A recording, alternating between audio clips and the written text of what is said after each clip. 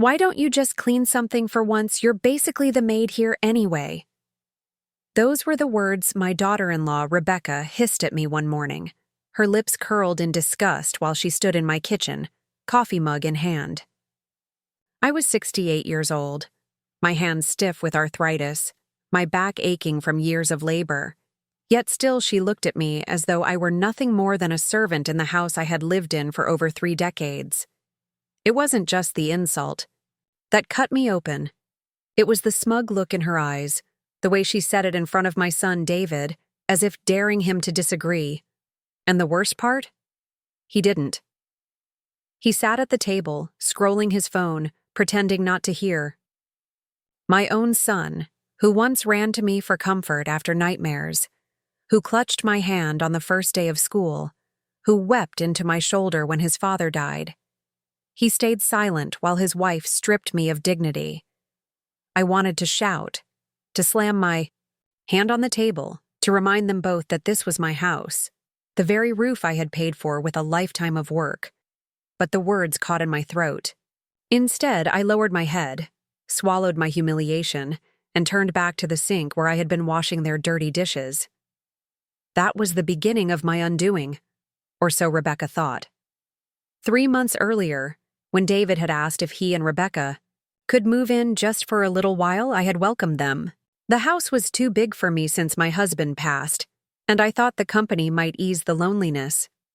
I had pictured dinners together, laughter filling the halls again, maybe even children's footsteps if they gave me grandchildren. But reality came quickly, harsh and unrelenting. Rebecca took over the living room with her endless shopping bags, treating it like her personal closet. She scoffed at my furniture, called it outdated, and once even said, "We'll replace all this junk when the house is finally ours." The house. Mine. The one my late husband and I had bought brick by brick, saving every penny from his factory shifts and my years at the diner. I should have seen the warning signs, but love for my son blinded me. David had always been soft-spoken, conflict-averse. I thought marriage would make him stronger.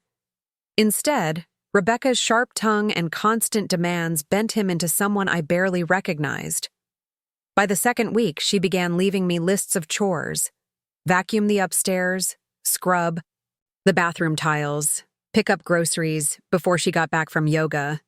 At first, I laughed, thinking it a joke. But then I saw the sticky notes multiply, slapped on the fridge, on the table, even on my bedroom door.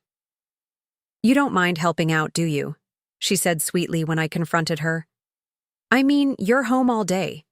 It's not like you have anything better to do." I bit my tongue. But inside, something twisted. The humiliation deepened.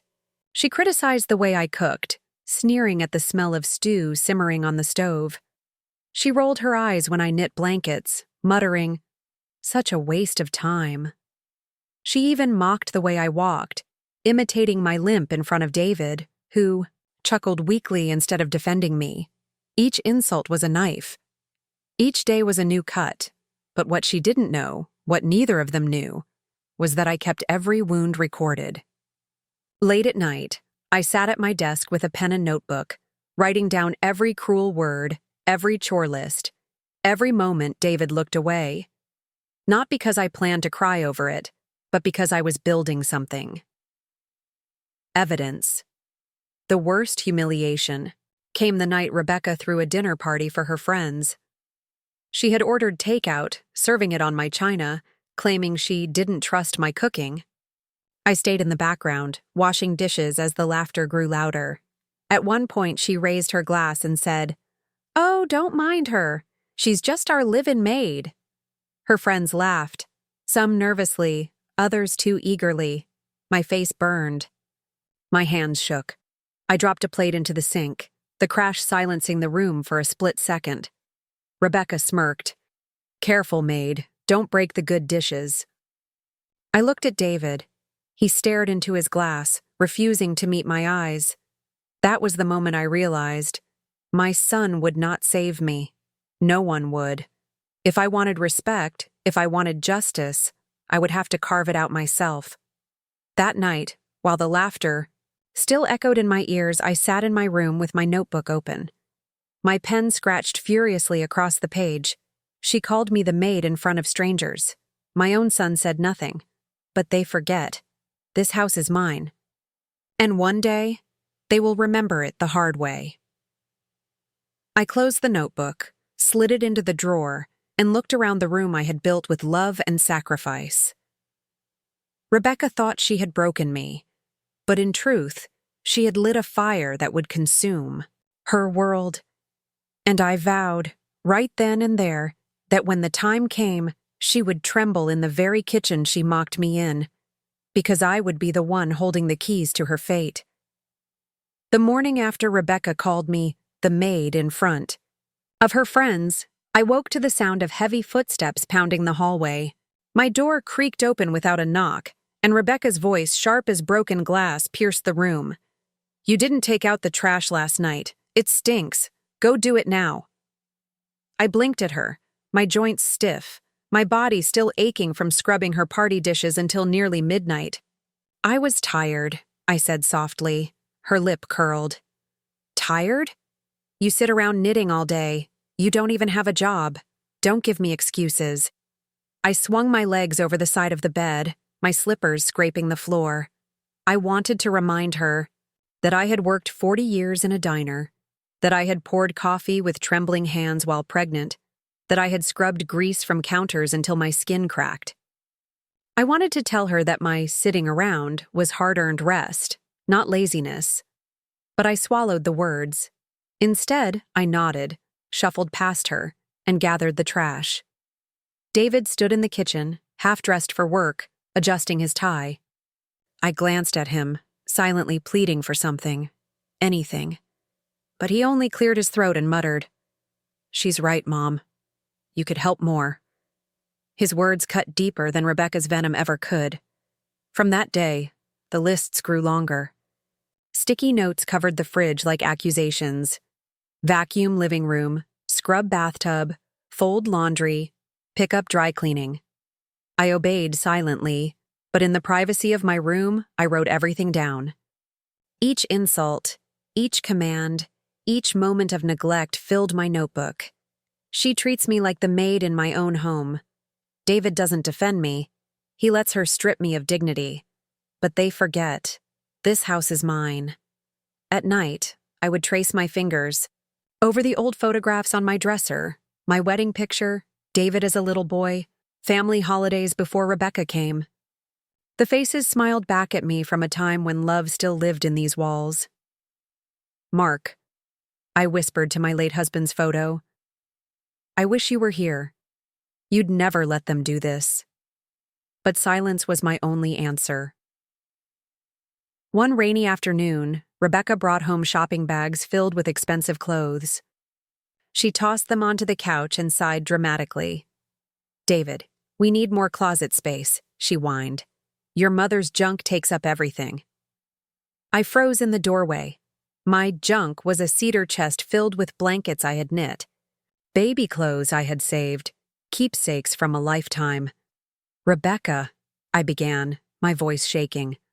"Those things are precious to me." She cut me off with a wave of her manicured hand. "You've had your time with them. It's our house now.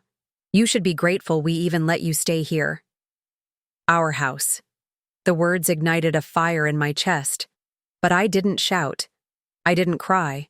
Instead, I smiled faintly, nodded, and went upstairs. In my room. I pulled out the metal box from under my bed, the one with the deed, the will, the insurance papers. I ran my fingers over them like holy scripture. This wasn't our house. It was mine. Every paper, every signature, every dollar, paid proved it, and I vowed that Rebecca would choke on those words one day. The cruelty didn't stop at words. Rebecca began locking the pantry at night, claiming I snacked too much. She hid food in her room, boxes of cookies and chips tucked behind her handbags. I found empty wrappers stuffed into the cushions, crumbs scattered on the floor. Meanwhile, I ate plain toast, tea, and whatever scraps I could afford from my own meager savings. One evening, I found her laughing on the phone. I swear, living with her is like having free housekeeping. She cooks, she cleans, she even does the laundry, all for free. Can you believe it? Her laughter echoed down the hall like knives scraping against stone. I gripped the doorknob of my room until my knuckles went white. And then, something inside me shifted. If she saw me as her maid, then I would become the maid, but not the one she imagined, not the obedient servant, the invisible one, the one who watched, who listened, who documented everything, the maid who would one day turn the keys in her hands and lock her out. My preparations began small.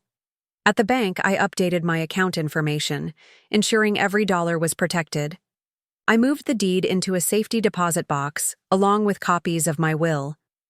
I changed the locks on my personal filing cabinet, tucking away receipts, photographs, and letters. At the library, I read quietly about elder neglect laws, about tenants' rights, about inheritance loopholes. My eyes scanned every page, my mind sharp despite the stiffness in my bones. I may have looked like a frail old woman knitting in a rocking chair, but inside, I was sharpening my weapons. Rebecca never noticed. She was too busy posting pictures of herself online, too busy painting her nails and gossiping with friends. David didn't notice either. He left early for work, came home late, and avoided confrontation at all costs. Their blindness became my shield. One night, Rebecca left a sticky note on my door.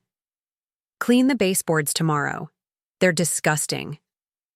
I took it gently in my hands, read the words, and tucked it into my notebook with the others. Then I wrote beneath it, "The baseboards are clean. The filth is in their souls." I closed the notebook and whispered to myself, "Soon."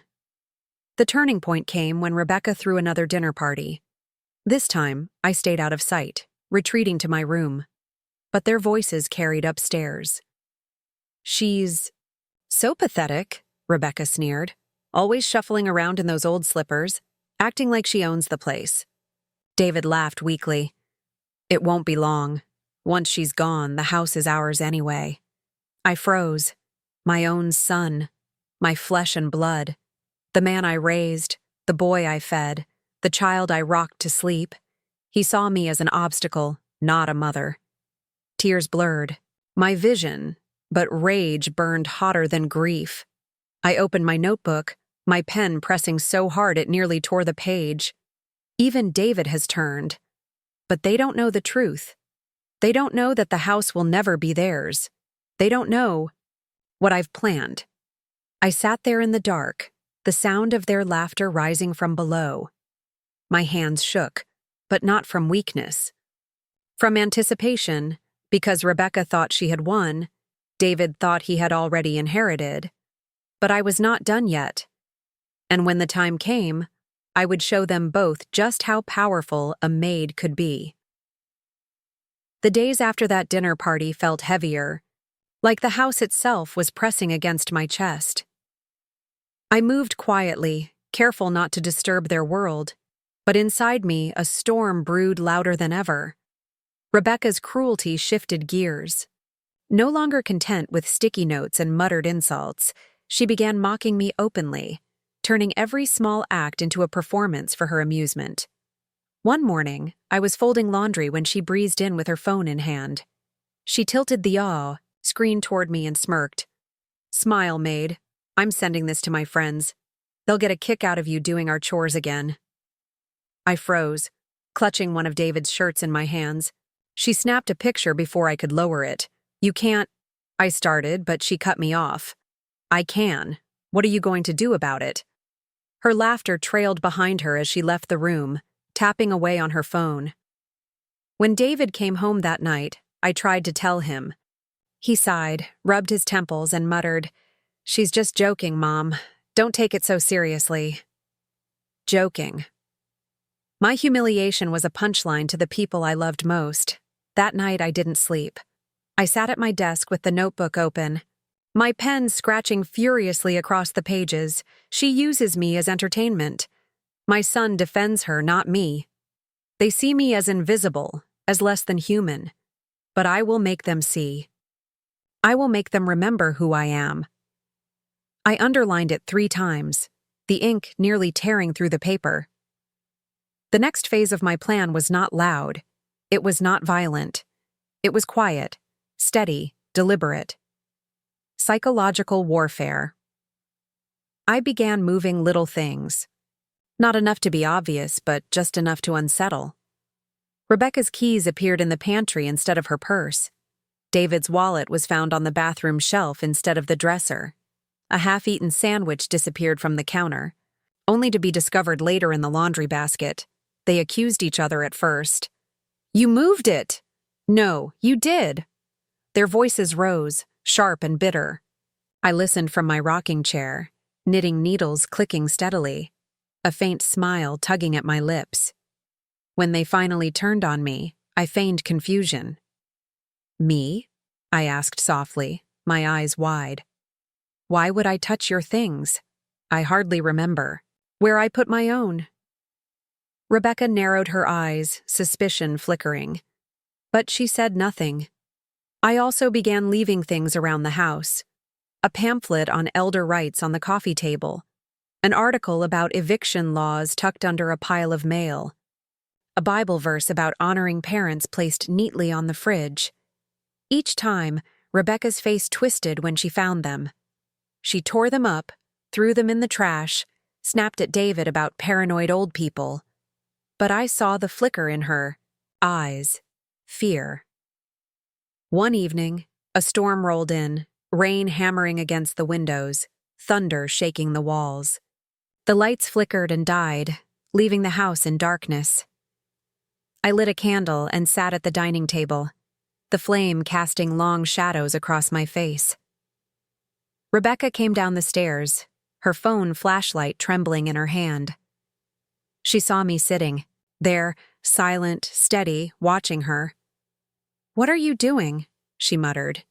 "Waiting," I said softly, her brow furrowed. "For what?" "For justice."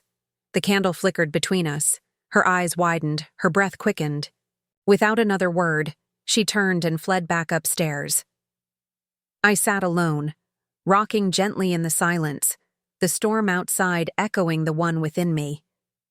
But psychological warfare is not just about fear. It's about doubt.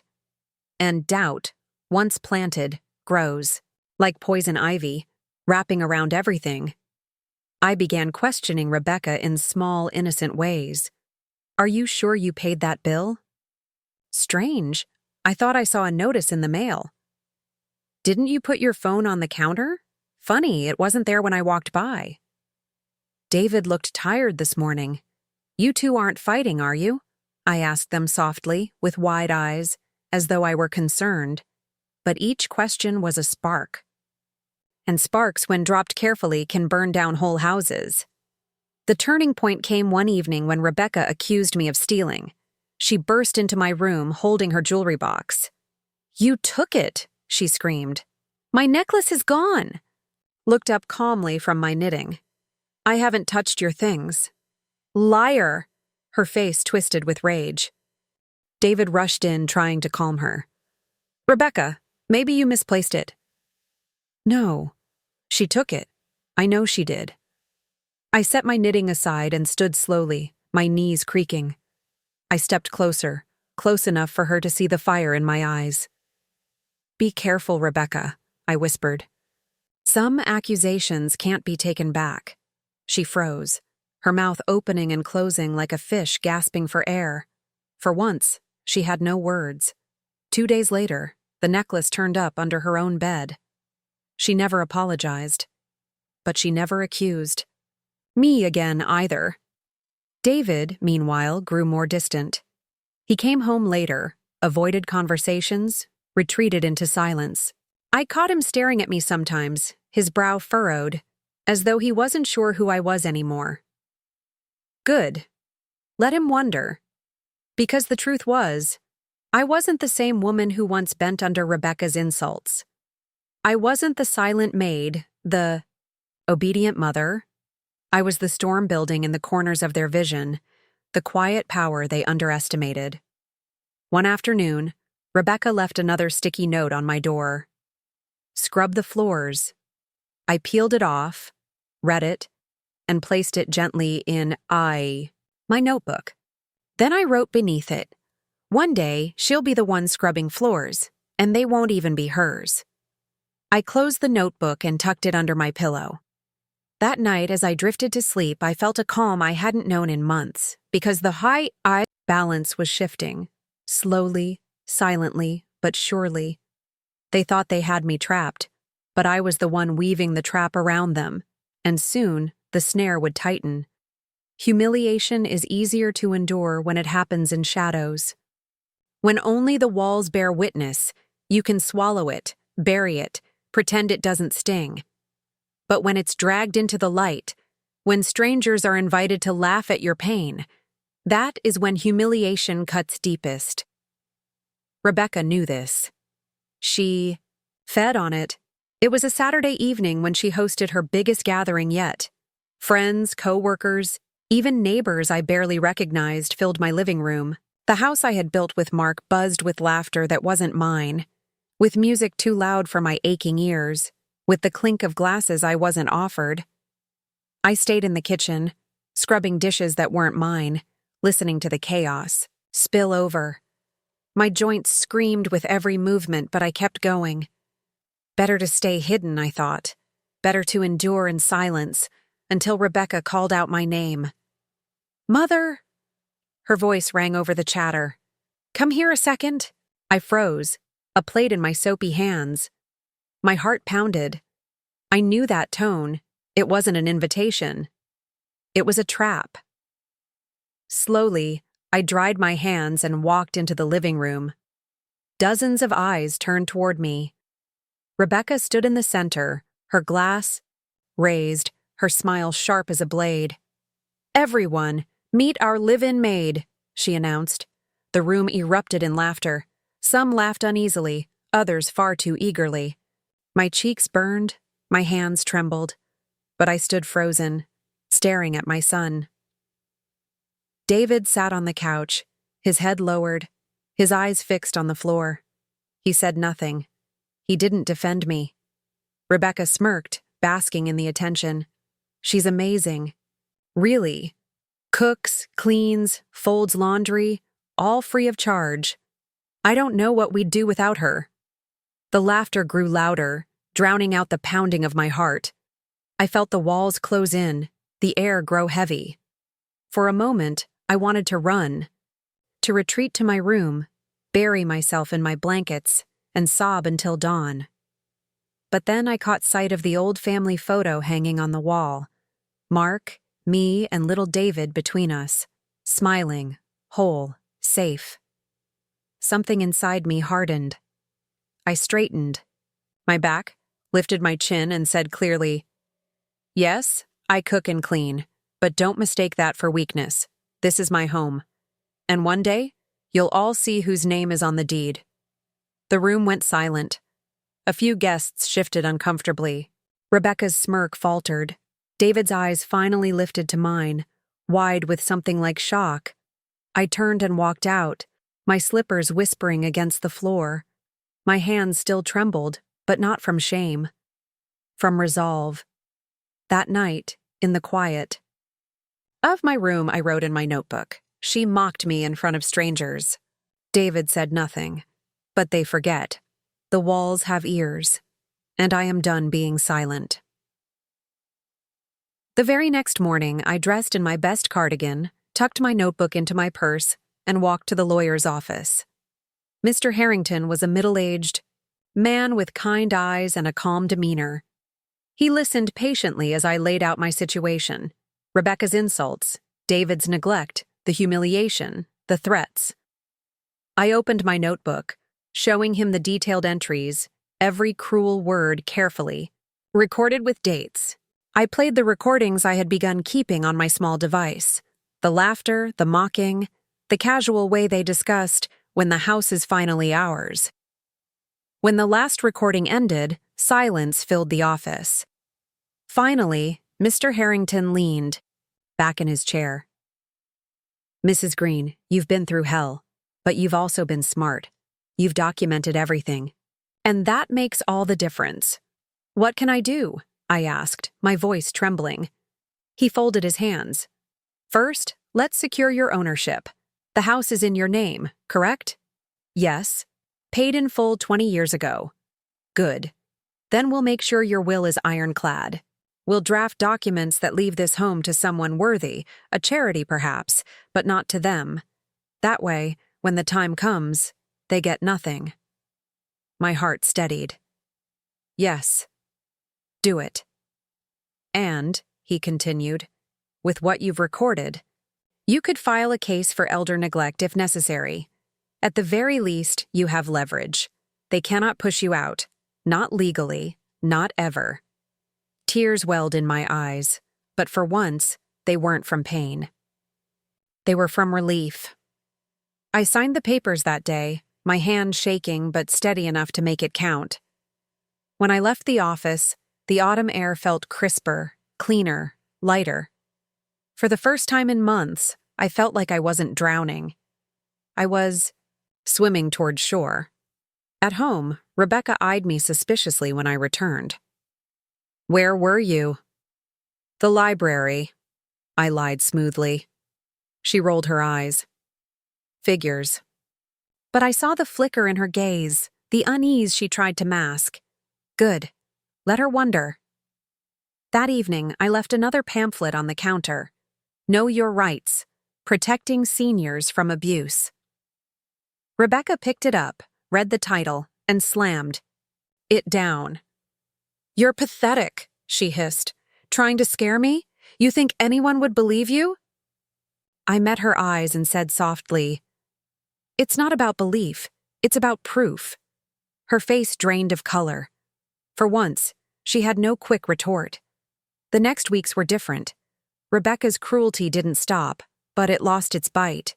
She snapped, she muttered, but I saw the doubt creeping in. She searched through drawers, rifled through papers, whispered angrily on the phone when she thought I wasn't listening. David grew quieter, too. He came home later, avoided my gaze, drank more than usual. I caught him staring at me sometimes. His brow furrowed as though he sensed something shifting but couldn't name it. Good. Let them both feel it, the weight of the trap closing in. The final straw came one evening when Rebecca found me knitting in the living room. She snatched the blanket from my lap and held it up, laughing. "Still making these useless rags? No one wants them, you know. They'll all end up in the trash when you're gone." I looked at her calmly, my voice steady. "Not everything ends up in the trash, Rebecca. Some things last longer than you expect." She sneered, tossed the blanket back at me, and stormed off. I folded it neatly, my hands steady, and whispered to myself, "Some things last forever. And so will justice." Because I knew then, with absolute certainty, that the moment of reckoning was close. And when it came, Rebecca wouldn't be the one laughing in the living room. She'd be the one standing at the door, trembling, with an eviction notice in her hands. The air in the house grew heavier by the day. Rebecca's sharp confidence was cracking, splintering under the weight of the little seeds I had planted. She snapped at David more often now, her voice shrill, her accusations wild. "Where did you put my purse? You moved my papers.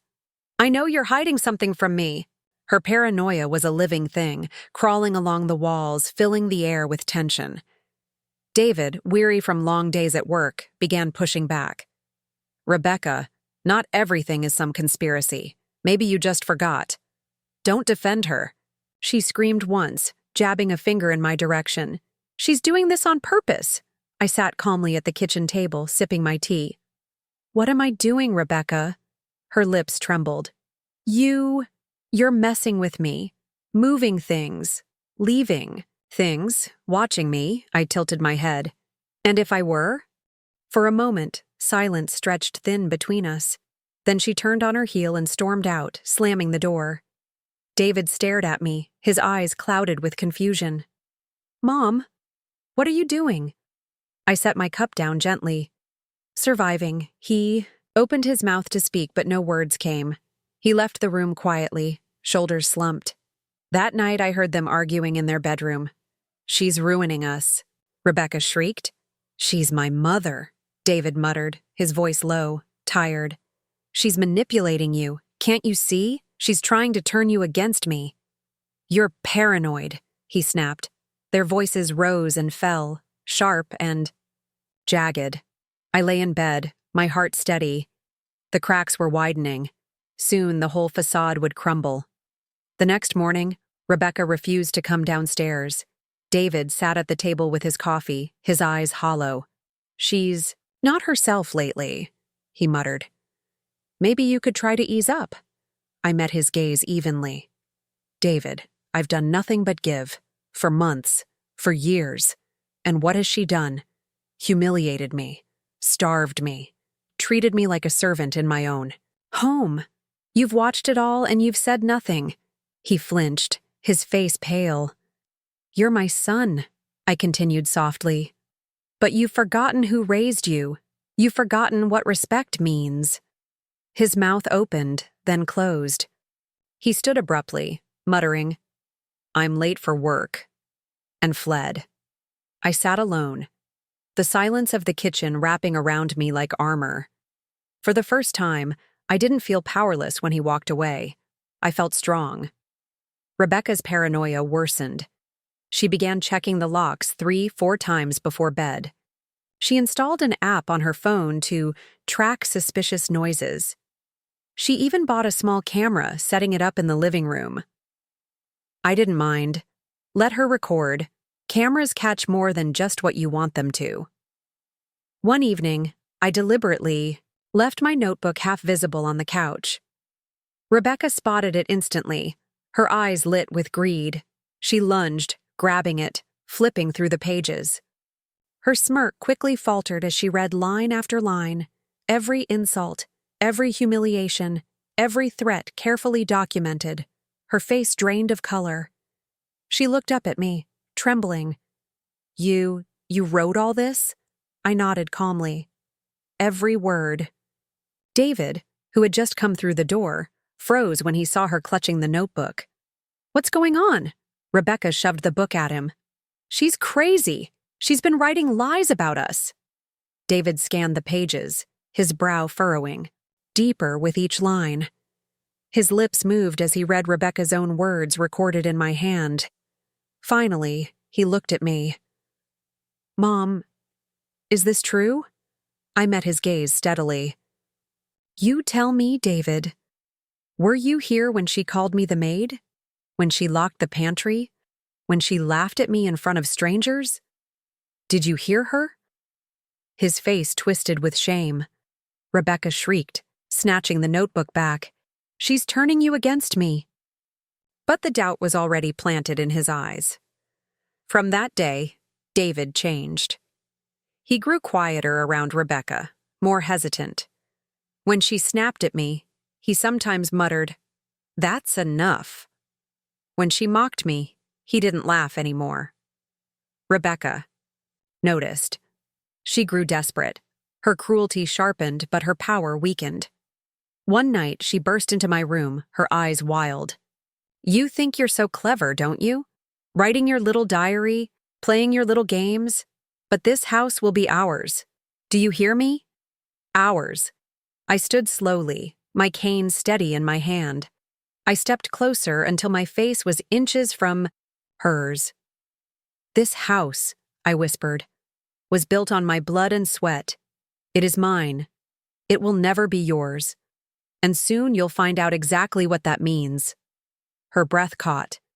For the first time, I saw real fear in her eyes.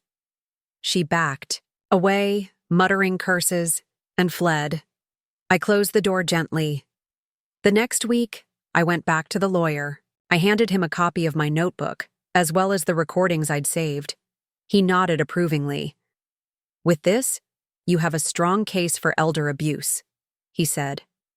If you wanted to take it further, you could have her removed. A slow smile spread across my face. That's exactly what I want. He drafted the papers while I sat in silence, the weight of years lifting from my shoulders. When he slid the eviction notice across the desk, I placed my hand on it, feeling the smooth paper under my skin. It wasn't just a document, it was justice. At home, I hid the notice away, waiting for the right moment. I wanted Rebecca to feel every ounce of the fear, the doubt, the unraveling she had poured onto me. And she did. She jumped at shadows, accused David of betrayal, accused me of witchcraft, even accused her friends of conspiring. One by one, people stopped visiting. Even her phone calls grew fewer, her friends tiring of her paranoia. The queen of the living room had been dethroned by her own mind, and I watched it all quietly, rocking in my chair, knitting in my lap, a smile playing at my lips. One night, Rebecca confronted me again, her face pale, her eyes sunken. "You'll regret this," she whispered. "You'll regret everything." I set my knitting aside, looked at her calmly, and said, "No, Rebecca, you will." She trembled, her lips parted, but no words came. She turned and walked away. I knew then she was broken. The morning of reckoning arrived quietly, without thunder or drama. The sky was gray, the air heavy with the smell of rain. I woke early, my heart steady, my mind sharp. Today, Rebecca would finally face the truth she had tried so hard to bury. I brewed myself tea, letting the steam rise as I sat at the kitchen table. My hands no longer trembled with weakness, they steadied with purpose. The eviction notice lay, folded neatly in my cardigan pocket, the paper warm against my chest. Rebecca stumbled down the stairs, her hair unkempt, her eyes bloodshot from another sleepless night. She had grown thinner, her confidence withered, her sharp edges dulled into paranoia. She glanced at me and frowned, suspicion already written on her face. "What are you smiling about?" she snapped. "Justice," I whispered, though I doubted. She heard me. David came in moments later, adjusting his tie, his shoulders slumped. He barely looked at me anymore, but I saw it, the guilt weighing him down. He knew he had failed me, and today, he would see exactly what that failure had cost. By noon, the storm finally broke. Rebecca cornered me in the hallway, her face twisted. With rage, "You've been plotting against me, haven't you?" she hissed. "Leaving notes, writing lies, turning David against me? Do you think you can win?" I stepped closer, my cane steady against the floor. "I don't think, Rebecca. I know." Her breath caught, her eyes wide. For a moment, she looked like a child cornered, all her bravado stripped away. Before she could speak again, there was a knock at the door. She froze. "Who's that?" "Your future," I said softly. David opened the door. Standing there was Mr. Harrington, the lawyer, folder in hand. His presence filled the hallway with authority, his calm eyes sweeping the house. "Mrs. Green?" he said, nodding respectfully toward me. "Yes," I replied, rising to my full height despite my aching back. Rebecca frowned, her voice shrill. "What's going on? Who is this?" Mr. Harrington opened the folder, pulling out the papers. "Rebecca, Green, this is a formal notice of eviction. You are hereby required to vacate this property within 30 days. The color drained from her face. "Eviction? What are you talking about? This is our house." "No," I said firmly, my voice steady as steel.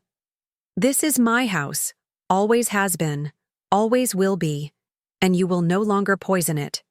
She looked to David, desperate. Tell him this is ours." David's lips trembled. He looked from her to me, his face pale. "Rebecca, it's not. It's hers."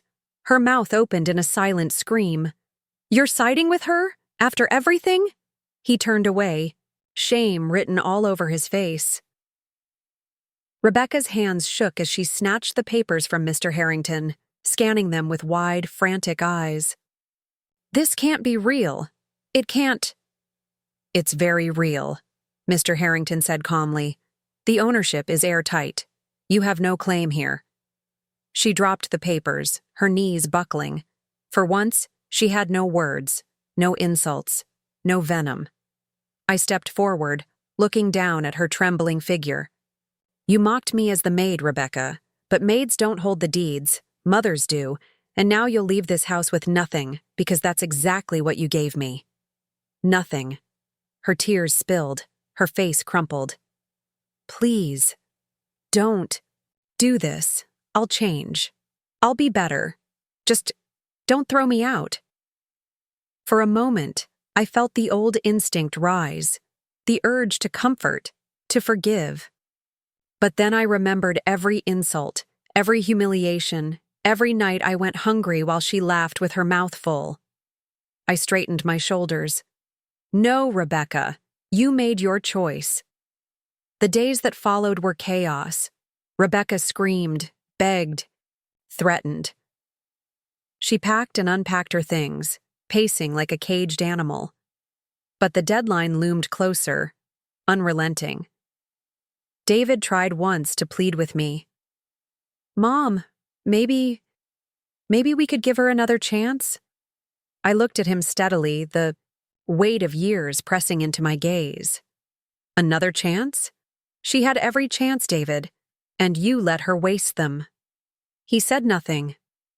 His silence, as always, spoke louder than words. On the 30th day, the house was quiet. Rebecca stood at the door with her suitcases, her eyes swollen from crying. She looked smaller than I had ever seen her, her arrogance stripped away. She turned to me, her voice breaking. "Please, just one more chance. Don't make me leave." I handed her the key she had once mocked me with, the very key she believed would one day be hers. "This is just a copy," I said softly. "It opens nothing now, just like your words open nothing in me." Her hands shook as she took it, staring at me with wide, hollow eyes. Then she turned and stepped out into the gray afternoon. David followed behind her, his head bowed. He didn't look back. The door closed softly behind them,